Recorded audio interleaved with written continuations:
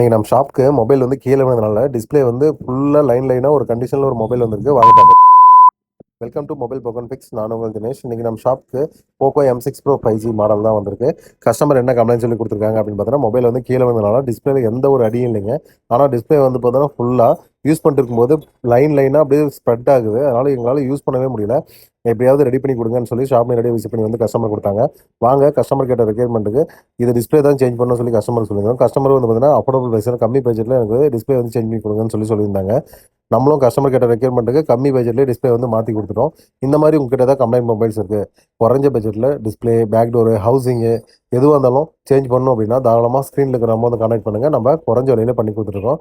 பாருங்கள், டிஸ்பிளே வந்து சேஞ்ச் பண்ணியாச்சு, பக்காவாக நீட்டாக இருக்குது. இந்த மாதிரி உங்களுக்கு ஏதாவது தேவைன்னா தாராளமாக ஸ்க்ரீனில் இருக்கிற நம்ம வந்து கான்டாக்ட் பண்ணுங்கள்.